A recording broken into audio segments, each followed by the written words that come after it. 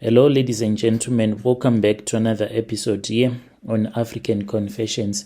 The following story that you're going to be listening to, it comes from a translation of a message that one of our admin received, and the translation reads like this. Hello, how are you?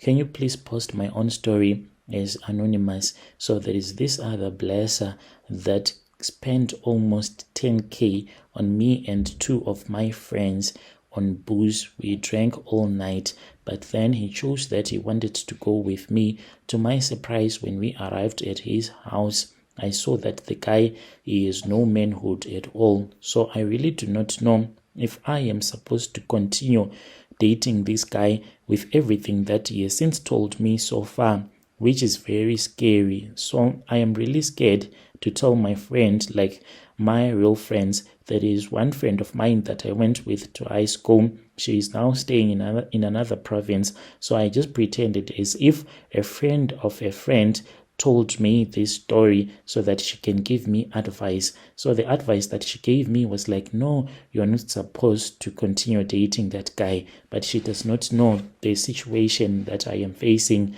Like, I really need his money. So the guy told me that the reason as to why he is no manhood, it is because he did some ritual sacrifices. I'm not proud of this story that I have right here, but this is what happened to me last week, and I am still thinking about it on a daily basis.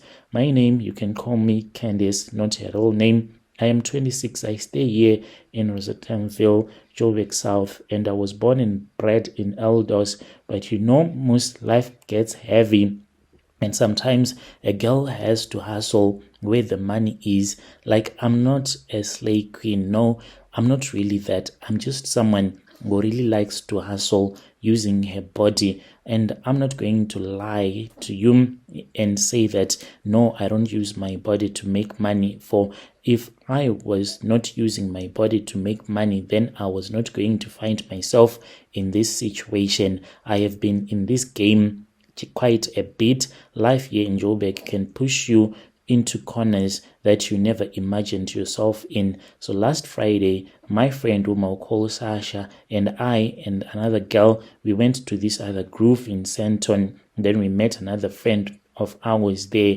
It was lit. VIP was packed with the usual suspects. Everyone was there. Blessers, forex fakers, even your popular DJs. I spotted one and a few Nigerians that were throwing dollars as if it was counterfeit money. But one guy stood out. I really liked him, and the fact that he was not a foreign guy. I was tired of these Nigerians for once. I just wanted someone just for once. Yeah, I know the money can easily be made by the Nigerians at a groove. That is where the money will be at. Stay away from the local boys.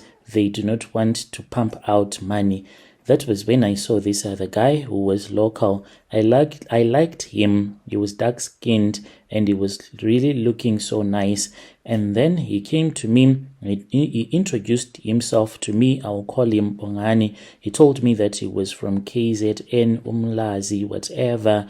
Like, he had a big ego. That is what I realized about him. But he had money to back it up. Within 30 minutes, the guy had spent over 10K on booze. Hey, he bought everything that we wanted, like everything. Everyone around was like boss, calling him boss. And girls, we had to block them because they were trying to come to our table. Other broke slave queens, they wanted to flock to him.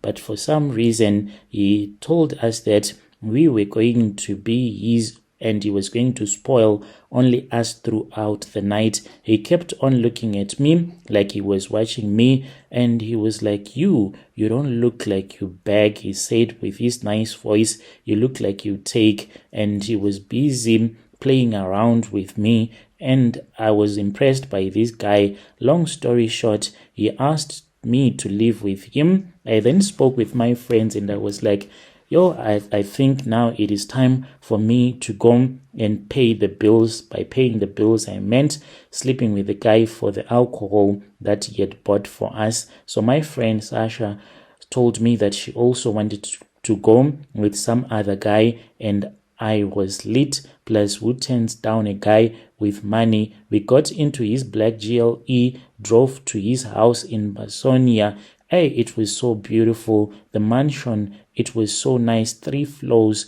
marble floors, swimming pool with blue lights. You could smell money the moment that you entered into the yard. We had more drinks. He kept on touching my thighs, whispering how he wanted to be with me, how he wanted us to make love throughout the night, but it was all talk and little action. I was giggling, playing around. I knew what was about to happen. Standard blesser stuff, ne? He led me upstairs to his room. He undressed me and I undressed him. And then there was nothing. At first I thought that since we had been drinking again, maybe I was too drunk. There was nothing. I checked and I checked. I even drank some water from the bathroom just to double check. But no, man, there was nothing. Even after I wiped my face with cold water, there was no manhood. I am talking about nothing there. It was flat, smooth, like a Barbie doll. At first I thought maybe it was tucked in or he had some weird medical condition. But the look on his face, he was not even embarrassed. He looked at me, he was dead serious, and he said, "Oh, there, okay, babe, let me tell you, I sacrificed it for money. I gave it away. I threw it into the sea in Durban, and that is how I got rich." Everything. He was pointing at the whole furniture, even opened up a safe that had money, and he said, "You see this money, even the money that I will give you tomorrow, it is money that came from this," as he was pointing at his nothingness. I asked him what he meant, and he said that the Sangoma that assisted him gave him a deal.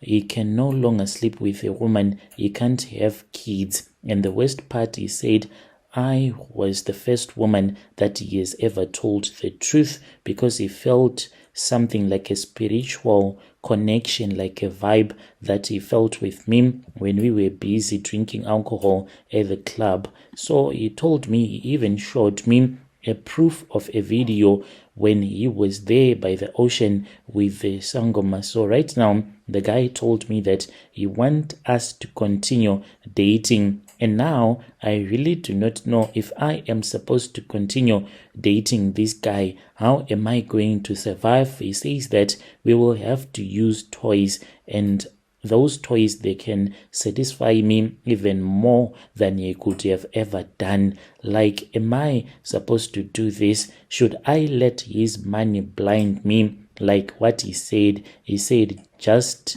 let it sink in. Let the money blind you, and you are never going to suffer, never going to worry about anything. So I need your honest advice and opinions. I will follow through in the comment section.